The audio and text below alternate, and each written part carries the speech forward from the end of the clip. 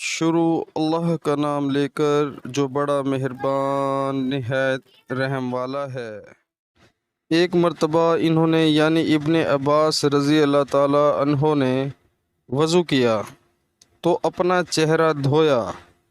اس طرح کہ پہلے پانی کے ایک چلو سے کلی کی اور ناک میں پانی دیا، پھر پانی کا ایک اور چلو لیا،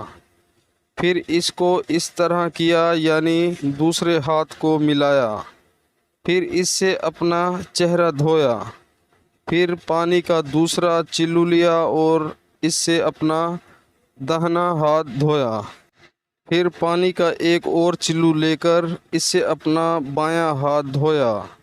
اس کے بعد اپنے سر کا مسح کیا، پھر پانی کا چلو لے کر داہنے پاؤں پر ڈالا اور اسے دھویا، پھر دوسرے چلو سے اپنا پاؤں دھویا یعنی بایاں پاؤں۔ اس کے بعد کہا کہ میں نے رسول اللہ صلی اللہ علیہ وآلہ وسلم کو اسی طرح وضو کرتے ہوئے دیکھا ہے۔ پیارے مسلمانوں، اللہ تعالی ہمیں حدیث پاک سن کر اس پر عمل کرنے کی